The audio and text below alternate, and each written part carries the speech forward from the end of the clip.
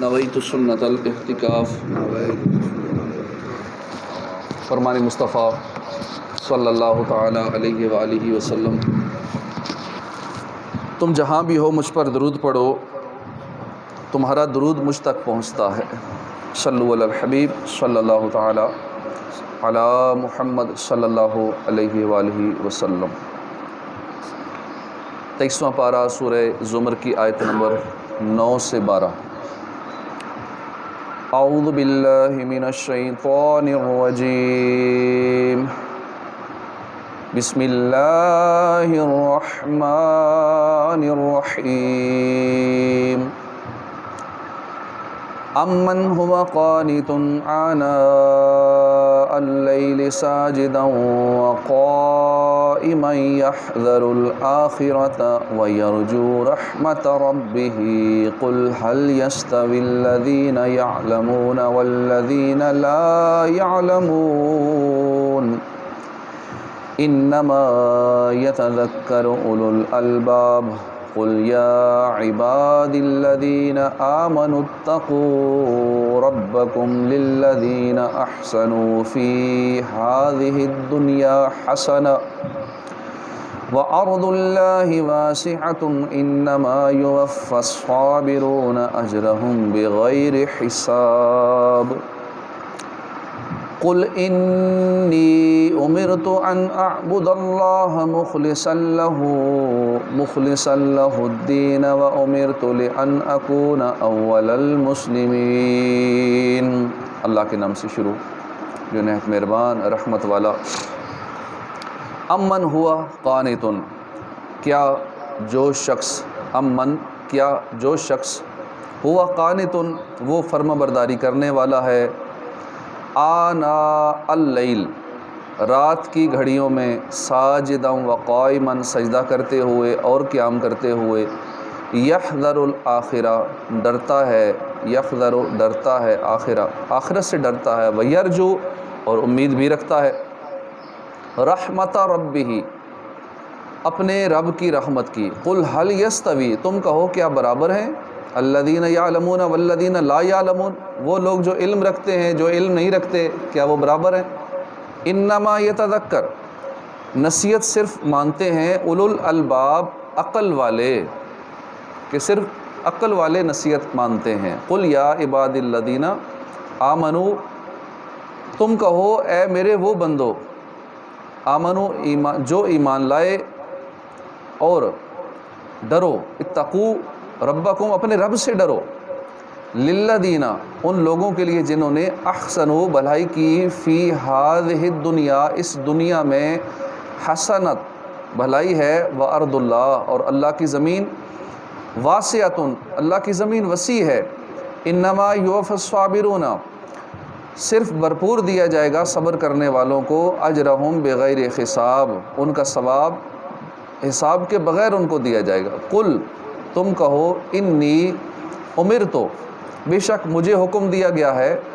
ان اعبد اللہ کہ میں عبادت کروں اللہ کی، مخلصاً خالص کرتے ہوئے، لہو اسی کے لیے، الدین دین، و امرتو اور مجھے حکم دیا گیا، لأن اکونا کہ میں ہو جاؤں، اول المسلمین سب سے پہلا مسلمان۔ ترجمہ کنز العرفان۔ کیا وہ شخص جو سجدے اور قیام کی حالت میں رات کے اوقات فرما برداری میں گزارتا ہے، آخرت سے ڈرتا ہے اور اپنے رب کی رحمت کی امید لگا رکھتا ہے، کیا وہ نافرمانوں جیسا ہو جائے گا؟ تم فرماؤ کیا علم والے بے علم برابر ہیں، عقل والے ہی نصیحت مانتے ہیں؟ اس آیت کا خلاصہ یہ ہے کہ کیا وہ شخص جو سجدے اور قیام کی حالت میں رات کے تمام اوقات فرما برداری میں گزارتا ہے، آخرت کے عذاب سے ڈرتا ہے اور اپنے رب کی رحمت یعنی مغفرت اور جنت کی امید لگا رکھتا ہے، وہ نافرمانی اور غفلت میں رہنے والے کی طرح ہو سکتا ہے؟ ہرگز نہیں۔ اے حبیب صلی اللہ علیہ وآلہ وسلم آپ فرمائیں کہ کیا علم والے اور بے علم برابر ہیں؟ جب یہ برابر نہیں تو اطاعت گزار، فرما بردار اور غافل اور نافرمان کس طرح برابر ہو سکتے ہیں؟ لیکن اللہ تعالیٰ کی نصیحتوں سے عقل والے ہی نصیحت حاصل کرتے ہیں۔ اس آیت کی شان نزول کے بارے میں حضرت عبداللہ بن عباس رضی اللہ عنہما سے مروی ہے کہ یہ آیت حضرت ابو بکر اور حضرت عمر فاروق رضی اللہ عنہما کی شان میں نازل ہوئی، اور حضرت عبداللہ بن عمر رضی اللہ عنہما سے مروی ہے کہ یہ آیت حضرت عثمان غنی کے حق میں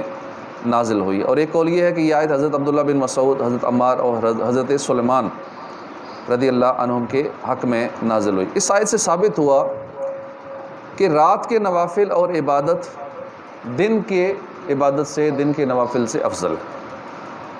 اس کی ایک وجہ تو یہ ہے کہ رات کا عمل پوشیدہ ہوتا ہے، اس لیے وہ ریا سے بہت دور ہوتا ہے۔ دوسری وجہ یہ ہے کہ رات کے وقت دنیا کے کاروبار بند ہوتے ہیں، اس لیے دنیا کے مقابلے میں دل بہت فارغ ہوتا ہے اور اللہ کی طرف توجہ اور خشوع دن سے زیادہ رات میں میسر آتا ہے۔ تیسری وجہ یہ ہے کہ رات کا وقت چونکہ راحت و آرام اور سونے کا ہوتا ہے، اس لیے اس میں بیدار رہنا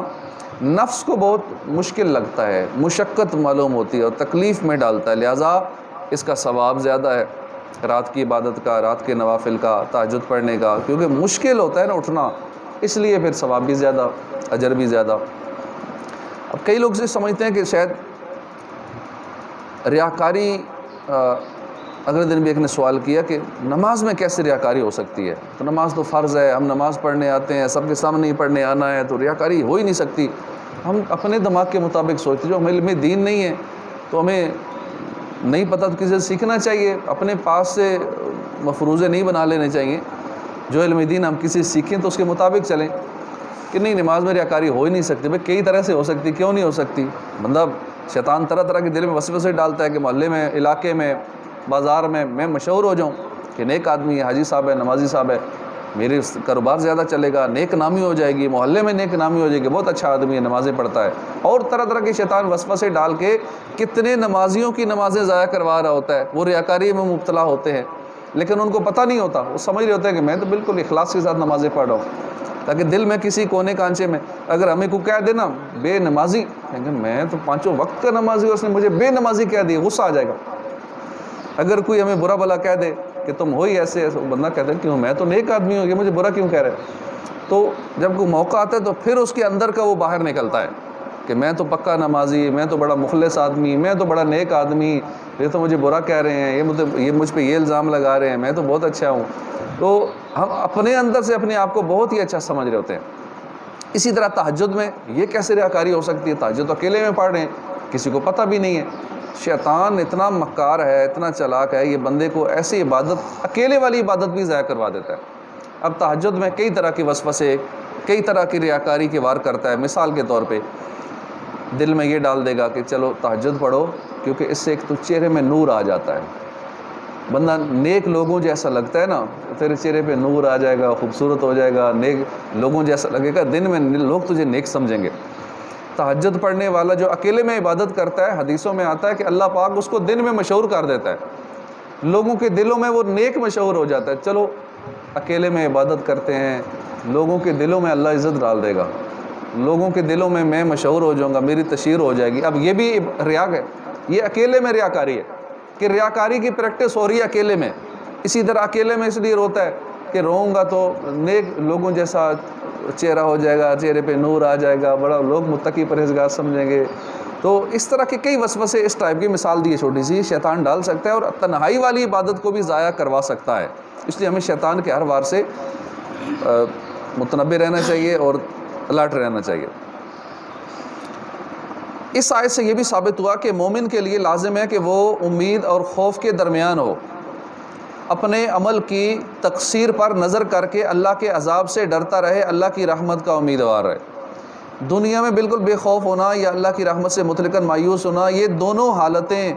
قرآن پاک میں کفار کی بتائی گئی ہیں۔ چنانچہ فرمایا افامنوا مکر اللہ فلا یامن مکر اللہ الا القوم الخاسرون، کیا وہ اللہ کی خفیہ تدبیر سے بے خوف ہیں؟ تو اللہ کی خفیہ تدبیر سے صرف تباہ ہونے والے لوگ ہی بے خوف ہوتے ہیں۔ اور فرمایا انہ لا یئس من روح اللہ الا القوم الکافرین، بے شک اللہ کی رحمت سے کافر لوگ ہی مایوس، نا امید ہوتے ہیں۔ تو نا امید بھی نہیں ہونا اور یہ بھی نہیں کہنا کہ میں تو اب پکا جنتی ہوں، اب میرے ایمان کو کوئی خطرہ نہیں ہے، کچھ بھی ہو سکتا ہے، اللہ کی خفیہ تدبیر کچھ پتہ نہیں، ساری زندگی عبادت کرتے رہو، مرتے وقت ایمان برباد ہو جائے، ہمیں کیا پتہ ہمارے بارے میں کیا لکھا ہوا ہے۔ تو اللہ کی خفیہ تدبیر سے بے خوف بھی نہیں ہونا، ڈرتے بھی رہنا ہے اور مایوس بھی نہیں ہونا ہے، امید بھی رکھنی اللہ مجھے بخش دے گا۔ اللہ کرم کر دے گا، مجھے معاف فرما دے گا، اللہ مجھے جنت عطا فرما دے گا، یہ امید بھی رکھنی ہے۔ یعنی خوف و رجا یہ بیچ کی کیفیت رہنی ہے، بالکل نا امید بھی نہیں ہونا اور بالکل پھولے بھی نہیں سمانا کہ نہیں میں تو بخشا ہے، مجھے کچھ نہیں ہوگا۔ حضرت انس رضی اللہ عنہ سے مروی ہے، نبی کریم صلی اللہ علیہ وسلم ایک نوجوان کے پاس تشریف لے گئے، وہ مرنے کے قریب تھا۔ آپ نے فرمایا کہ تم اپنے آپ کو کیسا پاتے ہو؟ اس نے عرض کی یا رسول اللہ خدا کی قسم اللہ کی رحمت کی امید بھی ہے اور گناہوں کا خوف بھی ہے۔ حضور نے فرمایا جب مومن کے دل میں نا اس موقع پر یہ دونوں کیفیتیں، یہ دونوں باتیں جمع ہوتی ہیں تو اللہ تعالیٰ وہ چیز عطا فرماتا ہے جس کی بندہ امید کرتا ہے، اور اس چیز سے بے خوف کر دیتا ہے جس سے بندہ ڈرتا ہے۔ قل هل يستوي الذين يعلمون والذين لا يعلمون، تم فرماؤ کیا علم والے اور بے علم برابر ہیں؟ اس آیت سے علم اور علماء کرام کی فضیلت معلوم ہوئی کہ اللہ تعالیٰ نے علم والوں کو بے علموں سے ممتاز فرمایا۔ بکثرت احادیث میں علماء کے فضائل بیان کیے گئے ہیں، ان میں 4 احادیث یہ ہیں۔ حضرت حذیفہ بن یمان رضی اللہ عنہ سے روایت ہے، تاجدار رسالت صلی اللہ علیہ وسلم نے فرمایا کہ علم کی فضیلت عبادت کی فضیلت سے زیادہ ہے، اور تمہارے دین کی بھلائی تقوی اور پرہیزگاری میں ہے۔ حضرت ابو دردہ رضی اللہ عنہ سے روایت ہے، رسول اکرم صلی اللہ علیہ وسلم نے فرمایا عالم کی عابد پر فضیلت ایسی ہے جیسے 14ویں رات کے چاند کی تمام ستاروں پر فضیلت۔ حضرت ابو امامہ باہلی رضی اللہ عنہ فرماتے ہیں حضور پر نور صلی اللہ علیہ وسلم کی بارگاہ میں 2 آدمیوں کا ذکر کیا گیا، ان میں سے ایک عالم تھا، دوسرا عبادت گزار تھا۔ تو حضور نے فرمایا عالم کی فضیلت عبادت گزار پر ایسی ہے جیسے میری فضیلت تمہارے ادنا پر ہے۔ پھر سرکار دو عالم صلی اللہ علیہ وسلم نے فرمایا اللہ تعالیٰ اس کے فرشتے آسمانوں اور زمین کی مخلوق حتیٰ کہ چیونٹیاں اپنے سوراخوں میں، مچھلیاں لوگوں کو دین کا علم سکھانے والے پر درود بھیجتی ہیں۔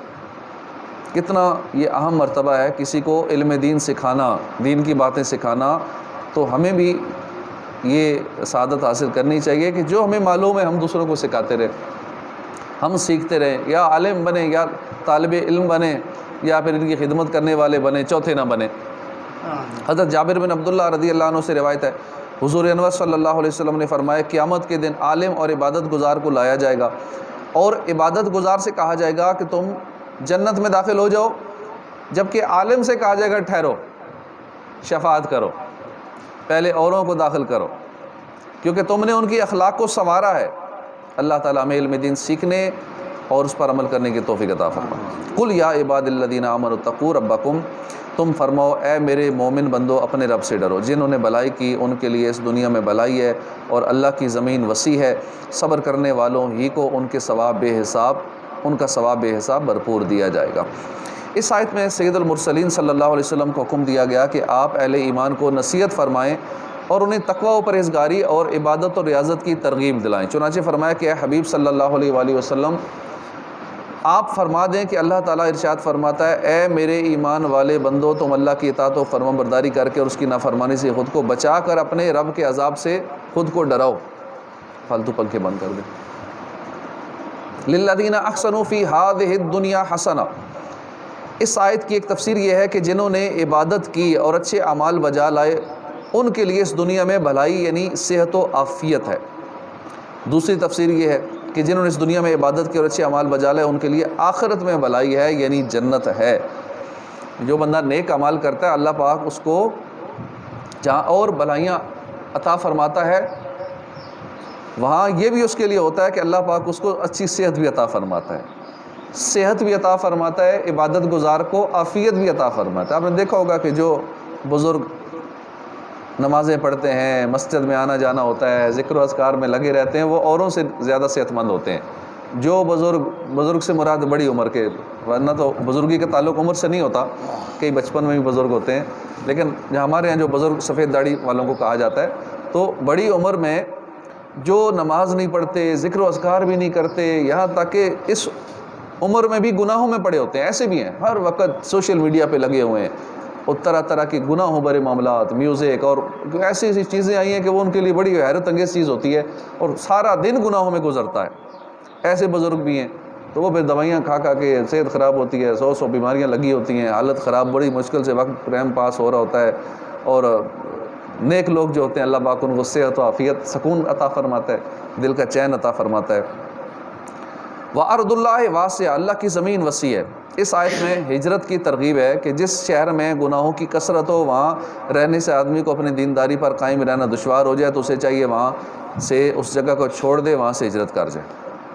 یہ آیت مہاجرین حبشہ کے حق میں نازل ہوئی، اور یہ بھی کہا گیا کہ حضرت جعفر بن ابو طالب رضی اللہ عنہ اور ان کے امرائیوں کے حق میں نازل ہوئی، جنہوں نے مصیبتوں اور بلاؤں پر صبر کیا اور ہجرت کی اور اپنے دین پر قائم رہے، اسے چھوڑنا گوارا نہ کیا۔ ہجرت کرنا ایک بہت اچھا عمل ہے، اور دین کی خاطر۔ جہاں دیکھیں کہ اب ایک علاقے میں، ایک شہر میں، ایک محلے میں اب مجھے سکون سے نہیں رہنے دیا جا رہا، تنگ کیا جا رہا ہے، اب میں کسی اور علاقے میں جاؤں گا تو سکون سے عبادت کر پاؤں گا، کاروبار کر پاؤں گا، تو ہجرت کرنے سے اسے فائدہ ہوگا، کاروبار بھی اچھا چلے گا، نئے علاقے میں حاسدین نہیں ہوں گے۔ ٹھیک کچھ عرصہ رہے گا، پھر حاسدین پیدا ہو جائیں گے، مخالفین پیدا ہو جائیں گے، لیکن کچھ عرصہ سکون سے گزر جائے گا۔ بندہ نیا ہوتا ہے نئے علاقے میں، جہاں رہتا ہے، آپ خود غور کر لیں، جو کاروبار کرتے ہیں وہ بھی دیکھ لیں، کتنے کاروباری حاسد پیدا ہو جاتے ہیں، کس کی دکان اچھی کیوں چل رہی ہے، میری دکان میں فرق پڑ گیا ہے، یہ اس محلے میں رہ رہا ہے، وہ حسد کرنے والے، جادو ٹونے کرنے والے، عملیات کرنے والے، نظر بد لگانے والے، اور طرح طرح کے لوگ مخالفین پیدا ہو جاتے ہیں۔ تو اللہ کی رضا کے لیے ہجرت کرنا ایک کار ثواب ہے۔ انما یوفی الصابرون اجرہم بغیر حساب،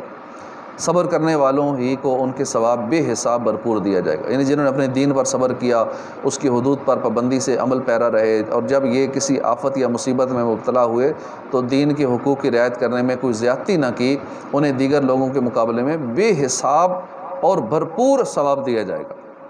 اس آیت سے معلوم ہوا کہ صبر کرنے والے بڑے خوش نصیب ہیں، کیونکہ قیامت کے دن انہیں بے حساب اجر و ثواب دیا جائے گا۔ یہاں ان کے اجر و ثواب سے متعلق حدیث پاک ملاحظہ ہو، حضرت عبداللہ بن عباس رضی اللہ عنہما سے روایت ہے، رسول اکرم صلی اللہ علیہ وسلم نے فرمایا، مصیبت اور بلا میں مبتلا رہنے والے قیامت کے دن حاضر کیے جائیں گے۔ جن پہ زیادہ مصیبتیں آئی ہیں، تکلیفیں آئی ہیں، کبھی یہ بیمار تو کبھی وہ بیمار، تو کبھی یہ فوت ہو گیا تو وہ فوت ہو گیا، کبھی مالی ٹینشن تو کبھی یہ ٹینشن تو کبھی یہ مصیبت، ابھی یہ پچھلی مصیبت ختم نہیں ہوتی، ایک نئی پریشانی آ جاتی ہے۔ اس طرح کے لوگ جن پر دنیا میں مصیبتیں ہی مصیبتیں، کبھی اپنے اوپر بیماری تو کبھی فیملی پہ بیماری تو کبھی یہ مسئلہ کبھی وہ مسئلہ، کبھی ایکسیڈنٹ ہو گیا ٹھیک ہوئے نہیں، ایک اور ایکسیڈنٹ ہو گیا، مطلب مصیبتیں ہی مصیبتیں، پریشانیاں ہی پریشانیاں۔ ایسے لوگ جب اللہ کی بارگاہ میں حاضر ہوں گے قیامت والے دن، ان کے لیے میزان نہیں لگے گا۔ کتنا بڑا ثواب، اوروں کے لیے میزان لگے گا، ہاں بھی تولو، ان کی نیکیاں تولو، گناہ تولو، لیکن ایس مصیبت زدہ کو لیے میزان ہی نہیں لگے گا، ترازو ہی نہیں ہوگا ان کے لیے، تولنا نہیں ہے، کیونکہ ان کو تو بغیر حساب بخشنا ہے۔ نہ ان کے لیے اعمال ناموں کے دفتر کھولے جائیں گے، ان پر اجر و ثواب کی بے حساب بارش ہو جائے گی، یہاں تک کہ دنیا میں عافیت کی زندگی بسر کرنے والے جب یہ ثواب دیکھیں گے نا، آرزو کریں گے کہ کاش وہ بھی اہل مصیبت میں سے ہوتے، اور اتنی مصیبتیں آتی کہ ان کے جسم کینچیوں سے کاٹے جاتے، یہ تمنا کریں گے۔ اب یہاں کون ہے جس کے جسم کینچیوں سے کاٹا جاتا ہو؟ حالانکہ بڑی مصیبت، تکلیف دہ مصیبت ہے، جسم کو جگہ جگہ سے کاٹیں، ایک خالی بلیڈ کا کٹ لگاتے جائیں تو کیا حال ہو جاتا ہے۔ یہ تمنا کریں گے کاش ہم پہ یہ مصیبتیں آتی کہ ہمارے جسم کو کینچیوں سے کاٹا جاتا، اور ہم پہ اتنی زیادہ مصیبتیں آتی، کیونکہ وہ اجر دیکھ لیں گے ان کا، مصیبت زیادہ لوگوں کا، کہ بغیر حساب کے ان کے اعمال ہی تولے نہیں جا رہے، اور ان پہ کرم کی بارشیں ہو رہی ہیں، بے حساب ان کو اجر دیا جا رہا ہے، کہ ہر نیکی کا کوئی نہ حساب ہوتا ہے نا، یہ 10 نیکیاں ملیں گی، 100 نیکیاں ملیں گی، 1000 نیکیاں ملیں گی، 700 نیکیاں ملیں گی، یہاں تو حساب ہی نہیں ہے۔ تو اس لیے مصیبت آنا اس پہ خوش ہونا چاہیے، کہ یہ اللہ والے ہیں کہ جب مصیبت آتی تھی تو مسکراتے تھے۔ ایک بزرگ تھے، غالباً فضیل بن عیاض کے بارے میں آتا ہے کہ چپ رہتے تھے، کبھی ہنستے نہیں تھے، مسکراتے ہیں، جب بیٹا فوت ہوا تو اس وقت مسکرائے۔ ان کو حضور یہ عجیب بات ہے، اب پہلے کبھی آپ کو خوش اور مسکراتے نہیں دیکھا، بیٹے کا انتقال ہو، یہ تو بڑے پریشانی اور دکھ کی بات ہے، غم کا مقام تھا، مسکرا رہے ہیں۔ فرمایا ایک قسم کی یہ مصیبت ہی ہے اللہ کی طرف سے، اللہ کی رضا اسی میں تھی تو میں اللہ کی رضا میں راضی رہ کے مسکرا دیا، جے سونا میرے دکھ وچ راضی تے سکھنو چلے پاواں۔ اللہ کی امانت تھی، اللہ نے لے لیا تو میں اس کی رضا پہ راضی ہو کر خوش ہو رہا ہوں۔ تو اللہ والے مصیبت پہ مسکرا دیتے ہیں،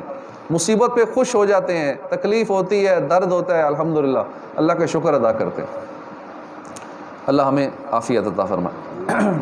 اور مصائب و علام آنے کی صورت میں پھر صبر کی توفیق بھی عطا فرمائے۔ کیونکہ اگر صبر کی توفیق نہیں ہے نا، پھر مصیبتیں آ رہی ہیں تو پھر خطرناک ہے، منہ سے کفریہ کلمات نکل جائیں گے، بندہ شکوے شکایتیں کرے گا، بے صبری کرے گا، تو یہ پھر درست نہیں ہے۔ قل انی امرت ان اعبد اللہ مخلصا لہ الدین، تم فرماؤ مجھے حکم ہے کہ میں اللہ کی عبادت کروں اسی کے لیے دین کو خالص کرتے ہوئے، اور مجھے حکم ہے کہ میں سب سے پہلا مسلمان بنوں۔ اس آیت اور اس کے بعد والی آیت کا خلاصہ یہ ہے کہ حبیب صلی اللہ علیہ وآلہ وسلم آپ اپنی قوم کے مشرکین سے فرما دیں کہ اللہ تعالیٰ نے مجھے حکم دیا ہے کہ میں اخلاص کے ساتھ صرف اللہ تعالیٰ کی عبادت کروں اور کسی کو اس کا شریک نہ ٹھہراؤں، اور مجھے میرے رب نے یہ حکم دیا ہے کہ میں سب سے پہلے اللہ کے حضور گردن رکھوں اور عبادت گزاروں، اور مخلص لوگوں میں سب سے مقدم سبقت لے جانے والا ہوں۔ اللہ تعالیٰ نے پہلے اخلاص کا حکم دیا جو دل کا عمل ہے، پھر اطاعت یعنی اعمال جوارح کا حکم دیا، اور چونکہ شرعی احکام رسول سے حاصل ہوتے ہیں، وہی ان احکام کا پہنچانے والے ہیں، تو وہ ان کے شروع کرنے میں سب سے پہلے مقدم اور اول ہوئے۔ اللہ نے اپنے حبیب صلی اللہ علیہ وسلم کو یہ حکم دے کر لوگوں کو تنبیہ کی ہے کہ دوسروں پر اس کی پابندی انتہائی ضروری ہے۔ دوسروں کی ترغیب کے لیے نبی اکرم صلی اللہ علیہ وسلم کو یہ حکم دیا گیا۔ صدق اللہ العظیم۔ صلو علی الحبیب صلی اللہ تعالی علی محمد صلی اللہ علیہ وآلہ وسلم۔